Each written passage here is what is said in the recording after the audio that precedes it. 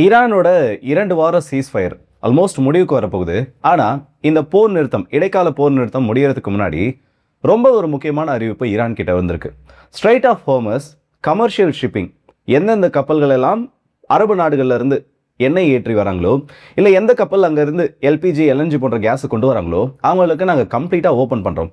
இதுக்கப்புறம் எந்த வகையிலையும் ஸ்ட்ரெயிட் ஆஃப் ஹோர்மஸ் ஆனது மூடப்படாதுன்னு ரொம்ப முக்கியமான ஒரு அறிவிப்பை கொடுத்துருக்காங்க.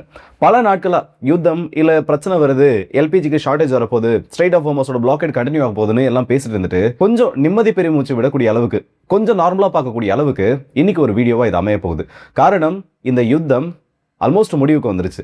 சந்தோஷப்பட வேண்டிய ஒரு விஷயம், ஈரானுக்கும் அமெரிக்காவுக்கும் நடுவில் ஒரு பேச்சுவார்த்தை கிட்டத்தட்ட ஒரு டீல் ஃபைனலைஸ் பண்ணக்கூடிய அளவுக்கு வந்துருச்சு.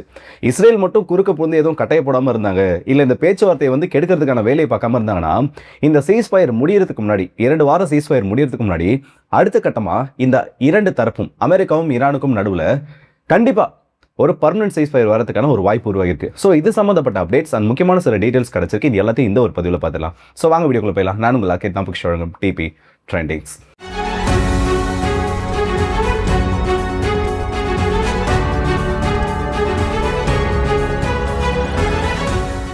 முதல்ல இந்த செய்தியெல்லாம் வெளியில் வர ஆரம்பித்ததே ஐயா ட்ரம்ப் அவர்களோட பதிவில் இருந்து தான். அவரோட ட்ரூத் சோஷியல் மீடியா மற்றும் சில சமூக வலைத்தள பக்கங்களில் ஒரு பதிவை போடுறது. ஸ்ட்ரைட் ஆஃப் ஹோர்மஸ் இல்லை மன்னிக்கணும், ஸ்ட்ரைட் ஆஃப் ஈரான். அவர் மென்ஷன் பண்ணிக்கிறது ஸ்ட்ரைட் ஆஃப் ஈரான் இப்போ அஃபிஷியலாக ஓப்பன் ஆகிருச்சு.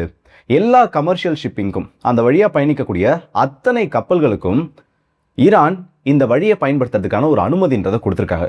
ஸோ இதுக்கப்புறம் எக்காரணத்திலும், அதாவது பிரச்சனைகள் ஏற்பட்டாலும் இல்லை போர் பதற்ற மாதிரி ஒரு சூழல் ஏற்பட்டாலும் இந்த ஸ்ட்ரைட் ஆஃப் ஹோர்மஸ் உலகத்துக்கு எதிராக ஒரு ஆயுதமாக பயன்படுத்தப்பட மாட்டாதுன்னு ஒரு உத்தரவாதமும் ஈரானால் கொடுக்கப்பட்டிருக்கு. இது ரொம்ப முக்கியமான வெற்றியாக பார்க்கப்பட்டு இருக்கு.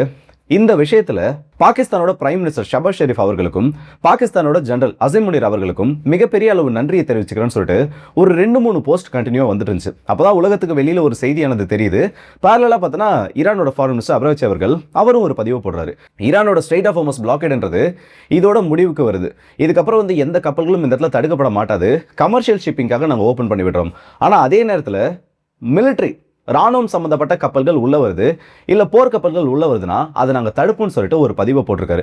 ஸோ அஃபிஷியலாக ஈரானோட ஸ்ட்ரைட் ஆஃப் ஹோர்மஸ் பிளாக்கெட் முடிவடைய போகுது. இப்போ இந்த பதிவுகள் அதை தான் நமக்கு உணர்த்துது. ஆனால் இதில் இருக்கக்கூடிய அடுத்த கட்டமான சந்தேகம் என்னன்னா, அமெரிக்காவோட அடுத்த அறிவிப்பு தான். ஒரு பக்கம் ஸ்ட்ரைட் ஆஃப் ஹோர்மஸை ஸ்ட்ரைட் ஆஃப் ஈரான்னு மாற்றி சொல்லிட்டாரு. இதே அதிபர் அவர்கள் என்ன சொல்லியிருந்தாருன்னா, சில நாட்களுக்கு முன்னாடி ஸ்ட்ரைட் ஆஃப் ஹோர்மஸ்னு கூட சொல்லல, பெர்ஷியன் குல்ஃப், அரேபியன் குல்ஃப்ன்ற மாதிரி சில வார்த்தைகளில் பதிவு பண்ணியிருந்தாரு. இந்த ஸ்ட்ரைட் ஆஃப் ஹோர்மஸோட பேசேஜ் கூட அரபு நாடுகளோடு சேர்த்து வச்சு பேசியிருந்தாரு. ஆனால் இவரே இப்போ ஸ்ட்ரைட் ஆஃப் ஈரான்னு சொல்லியிருக்கிறது ஆல்மோஸ்ட் 2 நாடுகளுக்கும் நடுவில் ஒரு ஒப்பந்தம் ஏற்பட்டிருக்கிறதுக்கான ஒரு வாய்ப்பு உருவாக்கியிருக்கு. ஆனால் அமெரிக்கா போட்டிருக்கக்கூடிய நேவல் பிளாக்கெட், கவுண்டர் பிளாக்கெட்ன்றது இந்த இடத்துல ஆக்டிவாக தான் இருக்கும். என்னடா குழப்புற, ஒரு பக்கம் ஈரான் பார்த்தோன்னா ஸ்ட்ரைட் ஆஃப் ஹோர்மஸை ஓப்பன் பண்ணி விட்டுருந்தாங்க. அதாவது சவுதி அரேபியாவிலேருந்து வரக்கூடிய கப்பல்களும் சரி, இல்லை அந்த பக்கம் ஏதாச்சும் ஒரு அரபு நாடுகள்லேருந்து இப்போ இந்தியாவுக்கோ சீனாவுக்கோ பொருட்களை கொண்டு போகக்கூடிய கப்பல் ஈரானோட பிளாக்கெட்டை தாண்டிடலாம். ஆனால் அமெரிக்காவோட பிளாக்கெட் அப்படி இருக்கணும்னா இது எந்த விதத்தில், இது என்ன லாஜிக் இதுன்னு சொல்லிட்டு பல பேருக்கு குழப்பம் இருக்கலாம். அந்த குழப்பம் எனக்கும் ஆரம்பத்தில் இருந்துச்சு. ஆனால் அது சம்மந்தப்பட்ட சில டீட்டெயில்ஸை தேடி பார்க்குறப்ப தான், அதாவது ஈரானில் இருந்து, ஏன்னா சாங்ஷன் வைவர் இன்னும் சில நாட்களில் முடிவடைய போகுது, அந்த சாங்ஷனை பற்றி அமெரிக்கா எந்த விதமான அறிவிப்பையும் கொடுக்கல. அப்போ அரபு நாடுகள்லேருந்து வரக்கூடிய பொருட்கள் அமெரிக்காவோட பிளாக்கெட்டை தாண்டி வெளியில் போகிறதுக்கு எந்த விதமான தடையும் கிடையாது. ஆனால் அதே நேரத்தில் ஈரானுக்கு வெளியிலிருந்து வரக்கூடிய கப்பல்கள் அமெரிக்காவோட பிளாக்கெட்னால தடைப்படுத்தப்பட்டிருக்கு. இதுக்கப்புறம் தடைப்படுத்தப்பட போகுது. இதை தான் அமெரிக்கா அறிவிச்சிருக்காங்க. ஸோ உலக நாடுகளோட கப்பல்கள் பாஸ் ஆகலாம், ஆனால் அதை ஓப்பன் பண்ண ஈரானுக்கு வரக்கூடிய கப்பலும் இல்லை ஈரான்லேருந்து வெளியே போக வேண்டிய கப்பலும் அமெரிக்காவோட பிளாக்கெட்டை தாண்டாதுன்றது தான் இந்த இடத்துல அமெரிக்காவோட ஒரு அறிவிப்பாக இருந்திருக்கு. ஆனால் இவங்க பிளாக்கெட் போட்டிருக்கக்கூடிய இதே நேரத்தில் ஒவ்வொரு நாளும் ஈரான்லேருந்து கப்பல்கள் வெளியில் போயிட்டு தான் இருக்குது. மேபி இன்னும் சில நாட்களில் இது சம்மந்தப்பட்ட ஒரு முக்கியமான அறிவிப்பு அமெரிக்கா வெளியிடலாம். ஸோ இப்போதைக்கு ஸ்ட்ரைட் ஆஃப் ஹோர்மஸ் ஆனது ஓப்பன் பண்ணப்பட்டுச்சு. மிகப்பெரிய அளவு சந்தோஷப்பட வேண்டிய ஒரு விஷயம். குறிப்பாக ஆசிய கட்டத்தில் இருக்கக்கூடிய நாடுகள், இந்தியா போன்ற நாடுகள் எல்லாம் நிம்மதி பெருமூச்சு விட வேண்டிய ஒரு முக்கியமான தருணம். இதில் ஒரு ட்விஸ்ட்டும் இருக்குது.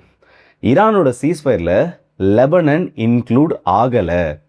அதிபர் ட்ரம்ப் அவர்கள் அடுத்த ஒரு பதிவில் என்ன சொல்லியிருக்காருன்னா, இந்த ஈரானோட சீஸ்ஃபயர்ன்றது எந்த விதத்திலும் லெபனனை இன்க்ளூட் பண்ணது கிடையாது. ஆனால் அதே நேரத்தில் இஸ்ரேல் லெபனன் மீது தாக்குதல் நடத்துறதும் இந்த இடத்துல அமெரிக்கானால ஏற்றுக்கொள்ள முடியாது. அந்த தாக்குதலை லெபனன் மீது இஸ்ரேல் பண்ண மாட்டாங்க. மாறா லெபனன் விஷயத்தில் இதுக்கப்புறம் நாங்கள் பார்த்துக்கிறோம், மேக் லெபனன் கிரேட் அகைன்.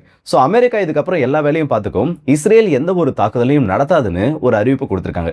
அமெரிக்காவோட அதிபர் இந்த அறிவிப்பு கொடுத்துருக்கக்கூடிய அதே நேரத்தில் இஸ்ரேலோட எமர்ஜென்சி செக்யூரிட்டி கவுன்சில் கூட்டப்பட்டிருக்கு. எந்த விதமான முன்னறிவிப்புமின்றி உடனடியாக இந்த கவுன்சிலோட மீட்டிங் இப்போ நடந்துட்டு இருக்கு. நீங்கள் இந்த வீடியோ பார்க்குறப்ப அந்த மீட்டிங் நடந்துட்டு இருக்கு. லெபனன் சீஸ்ஃபயர் சம்மந்தப்பட்ட முக்கியமான பல டிஸ்கஷன்ஸ் அதில் நடத்தப்படுறதுக்கான சான்ஸ் இருக்கு. ஏன்னா நேற்றே இஸ்ரேல் சொல்லியிருந்தாங்க, நாங்கள் சீஸ்ஃபயரை ஒத்துக்கிட்டோம், ஆனால் ஒருவேளை சதன் லெபனன் பகுதிக்குள்ள ஹெஸ்புல்லா உள்ள வராங்க, இஸ்ரேலுக்கு எதிரான தாக்குதலை எதுவும் நடத்துறதுக்கு ஆயத்த பணிகளை மேற்கொள்றாங்க, ஒரு ட்ரோனை லான்ச் பண்ணுறதுக்கு ரெடி பண்ணுறாங்க, இல்லை அங்கேருந்து ஏதோ ராக்கெட்ஸை ஃபயர் பண்ணுறதுக்கு ரெடி பண்ணுறாங்கன்னா நாங்கள் ப்ரீஎம்டிவ் ஸ்ட்ரைக்ஸை நடத்துவோன்றதை தெளிவாக சொல்லிட்டாங்க. ஸோ அது சம்மந்தப்பட்ட முக்கியமான டிஸ்கஷன்ஸ் அதில் நடத்தப்படுறதுக்கான வாய்ப்பு இருக்குது. அண்ட் இன்னொரு விஷயத்தை ட்ரம்ப் அவர்கள் என்ன சொல்லியிருக்காருன்னா, B-2 பாம்பர்ஸ் முக்கியமான பல பொசிஷன்ஸில் GBU-57 போன்ற ஆயுதங்களை ஃபயர் பண்ணியிருந்தாங்க, அதனால் பெரிய ஒரு பாதிப்பு ஏற்படுத்ததாக சொல்லப்பட்டிருந்துச்சு. ஸோ அது சம்மந்தப்பட்ட நியூக்ளியர் டஸ்ட்டை என்ரிச்டு யுரேனியம் தான் அவர் இந்த மாதிரி சொல்கிறாரா, இல்லை அங்கே ஏற்பட்ட பாதிப்புகள் அங்கேருந்து சில பொருட்களை எடுக்கிறத அவர் சொல்லியிருக்காரான்னு தெரியல. இந்த பாம்பர்லேருந்து வீசப்பட்ட குண்டுகள் அதனால ஏற்படுத்தப்பட்ட நியூக்ளியர் டஸ்ட்ன்றதை கம்ப்ளீட்டாக அமெரிக்கா வெளியில் எடுத்துருவாங்க, அதுக்கு எந்த விதமான பணமும் ஈரானுக்கு நாங்கள் கொடுக்க மாட்டோம், ஈரானும் எங்களுக்கு கொடுக்க வேண்டிய ஒரு அவசியம் கிடையாது, அந்த சைட்ஸ்லேருந்து கம்ப்ளீட்டான நியூக்ளியர் டஸ்ட்டை நாங்கள் வெளியில் எடுப்போன்றத முக்கியமான ஒரு அறிவிப்பாக இந்த இடத்துல சொல்லியிருக்காரு. மேபி என்ரிச்டு யுரேனியம் பற்றி ஏதோ ஒரு பேச்சுவார்த்தை இந்த ரெண்டு தரப்புக்கும் மத்தியில் போயிருக்கு. வெளியில் அனௌன்ஸ்மெண்ட் கொடுக்காம நியூக்ளியர் டஸ்ட்னு ஒரு வார்த்தை உள்ள வருதுனாலே யுரேனியம் சம்மந்தப்பட்ட பொருட்கள் கைமாறதுக்கான ஒரு வாய்ப்பு இருக்குது. என்னதான் ஈரான் இந்த போரில் வந்து ஸ்ட்ரெயிட் ஆஃப் ஹோர்மஸை ஓப்பன் பண்ணி இதை மிகப்பெரிய அளவு ஒரு ஸ்ட்ராட்டஜிக்கல் வெற்றியாக கொண்டாடினாலும், ஒருவேளை ஈரானோட கைகளில் இருந்து சுத்திகரிக்கப்பட்ட யுரேனியம், அந்த 60% சுத்திகரிக்கப்பட்ட யுரேனியம் அமெரிக்காவோட கைகளுக்கு போச்சுன்னா இதை ஈரானால் ஒரு வெற்றியாக கொண்டாட முடியாது. அவங்க அதை எப்போ வெற்றியாக கன்சிடர் பண்ணலான்னா, மொத்த பொருளாதார தடைகளும் ஈரானின் மீது நீக்கப்பட்டு உலக மார்க்கெட்டுக்குள்ளே ஈரானை ஆக்சஸ் பண்ண அளவுக்கு அமெரிக்கா அந்த மார்க்கெட்டை ஓப்பன் பண்ணி விட்டாங்க, இல்லை ஈரான் மீது போடப்பட்டிருக்கக்கூடிய பொருளாதார தடைகளை நீக்கினாதான் அமெரிக்கா எடுத்த யுரேனியத்துக்கு அது ஈடாகும். அப்படி இல்லையா, இவ்வளோ நாள் ஈரான் பட்ட கஷ்டம் இந்த இடத்துல பெருசாக எந்த ஒரு பதிலையும் கொடுக்காம மிகப்பெரிய அளவு ஸ்ட்ரக்சரல் டேமேஜை வாங்கினதுக்கு அப்புறமா அமெரிக்காவோட கண்டிஷன்ஸ்க்கு ஈரான் ஒத்துக்கிட்ட மாதிரி தான் ஆகும். அண்ட் இதில் முக்கியமாக வந்து பாகிஸ்தானை பாராட்டி ஆகணும். என்னதான் வந்து சில விஷயங்கள் வந்து பாகிஸ்தான் பண்ணுறது தவறாக இருந்தாலும் இந்த ஈரானோட சீஸ்ஃபயரில் மிகப்பெரிய அளவு பாகிஸ்தானோட எஃபர்ட் இருந்துட்டு இருக்கு.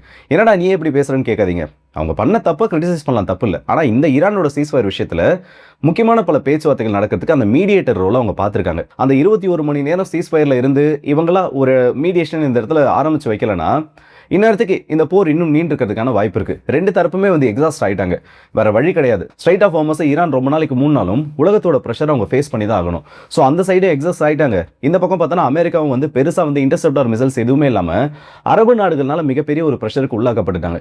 இதில் ட்ரம்ப் அவர்கள் வந்து பெருசாக பணிஞ்சதுக்கு காரணம், இல்லை ஈரானோட பேச்சுவார்த்தைகளை தொடங்கினது காரணமே நாட்டோ உள்ள வர மாட்டோம்னு சொன்னதான். இப்போ நாட்டோ வந்து ஒரு அறிவிப்பு கொடுத்துருக்காங்க, இந்த ஸ்ட்ரைட் ஆஃப் ஹோர்மஸோட ஓப்பனிங் கம்ப்ளீட்டாக வந்து கமர்ஷியல் வெசல்ஸ்க்காக ஓப்பன் பண்ணி விட்டுருக்கிறத நாங்கள் பெரிய அளவில் வரவேற்கிறோம். இதுக்கப்புறம் ஃபியூச்சர்லையும் ஸ்ட்ரெயிட் ஆஃப் ஹோர்மஸ் வெப்பனைஸ் பண்ணப்படாது, எந்த விதமான தடைகளும் அந்த இடத்துல ஏற்படாதுன்னு சொல்லக்கூடிய உத்தரவாதம் இரண்டு தரப்புனாலையும் கொடுக்கப்படணும். ஏன்னா அமெரிக்கா எப்போ அந்த இடத்துல பிளாக்கெட் போடுவாங்கன்னு சொல்லக்கூடிய அந்த நிலைமை தான் இப்போ நிலவிட்டு இருக்கு. இந்த ஒரு வார்த்தையை சொல்லியிருக்காங்க.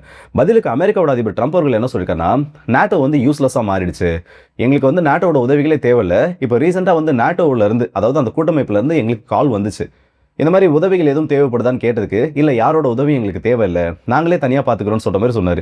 சொன்னதெல்லாம் சரி, அப்புறம் எதுக்கு நாட்டோ உள்ள வரணும்னு கேட்டுட்டு இருந்தீங்க? இந்த மாதிரி கேள்விகளை கேட்க தோணும், ஆனால் நம்மளால் கேட்க முடியாது. நம்ம கேட்டாலும் யாரும் இந்த இடத்துல பதில் சொல்ல முடியாது. அவர் நாட்டோ உள்ள வரணுன்றதை எதிர்பார்த்தாரு, ஆனால் நாட்டோ உள்ள வரல. இது அமெரிக்கா வந்து வாண்டடாக பண்ணக்கூடிய யுத்தம்ன்றதுனால எந்த ஒரு தரப்பும் அமெரிக்காவுக்கு சப்போர்ட் பண்ணல. அதுவும் ஒரு காரணம் இந்த யுத்தம் இவ்வளோ சீக்கிரம் முடிஞ்சதுக்கு. அண்ட் அமெரிக்காவும் ஈரானும் சேர்ந்து வரப்போகிற நாட்களில் ஸ்ட்ரைட் ஆஃப் ஹோர்மஸில் மைன் கிளியரன்ஸில் கடல் கன்னி வெடிகள் வந்து அதிகமாக வைக்கப்பட்டிருந்தது, அதை வந்து கிளியர் பண்ணுறதுக்கான நடவடிக்கைகள் எடுக்க போகணும்னு சொல்லியிருக்காங்க. இந்த பணிகள் முடிவதற்கு ஏறத்தாழ வந்து ஒரு 3 to 4 வாரங்கள் ஆகலாம். இந்த சீஸ்ஃபயர் முடிஞ்சு பர்மனன்ட் சீஸ்ஃபயரை இதை அனௌன்ஸ் பண்ணப்பட்டுச்சுன்னா அடுத்தது மே மாதம் முடிகிறதுக்குள்ள கம்ப்ளீட்டாக மைன் கிளியரன்ஸ் ஆனது ஸ்ட்ரைட் ஆஃப் ஹோர்மஸில் பண்ணப்பட்டுரும். இரண்டு தரப்பும் சேர்ந்து பண்ணாங்கன்னா இதில் இருக்கக்கூடிய ஒரே ஒரு சிக்கல், என்னடா புதுசாக புள்ளி வைக்கிறேன்னு கேட்டிங்கன்னா, இஸ்ரேல் இதில் எந்த பிரச்சனையும் பண்ணக்கூடாது. ஒருவேளை லெபனனுக்கு எதிராக ஹெவியான ஒரு ஸ்ட்ரைக்கை நடத்துகிறாங்க, லெபனனோட ஹெஸ்புல்லாவுக்கு எதிராக மிகப்பெரிய ஒரு பாம்பிங் கேம்பெயினை நடத்துகிறாங்கன்னா கண்டிப்பாக ஈரான் இந்த இடத்துல அப்படியே யூட்டன் அடிக்கிறதுக்கும் சான்ஸ் இருக்குது. ஸோ பொறுத்திருந்து பார்ப்போம் என்ன நடக்குதுன்னு. பல நாட்கள் ஆல்மோஸ்ட் ஒரு 1.5 மாதமாக நடந்துட்டு இருந்தால் அந்த ஒரு யுத்தம் 2வது மாதமே இன்னும் வரப்போகுது. இப்போ முடிவடையத்துக்கான ஒரு பாசிட்டிவான அப்ரோச் தெரிஞ்சிருக்கு. இது உண்மையிலே நல்ல விஷயம். கண்டினியூ ஆச்சுன்னா யாருக்கும் எந்த பிரச்சனையும் இருக்காது. ஸோ இதை பற்றின உங்களோட கருத்துக்கள் என்னன்றதை மறக்காம கமெண்ட் செக்ஷனில் சொல்லுங்கள். டெம்பரரி சீஸ்ஃபயர் பர்மனன்ட் சீஸ்ஃபயராக மாறதுக்கான ஒரு வாய்ப்பு உருவாகி இருக்குது. இது கண்டினியூ ஆகணும். இதை பற்றின உங்களோட கருத்துக்கள் என்ன? மேபி இதில் பிரச்சனைகள் எதுவும் வரதுக்கு வாய்ப்பு இருக்கான்றதை மறக்காம கமெண்ட்ஸில் சொல்லுங்கள். ஸோ அடுத்த வீடியோஸ் இப்போ மதுரை விடுபடுது உங்கள் ஆர்கே.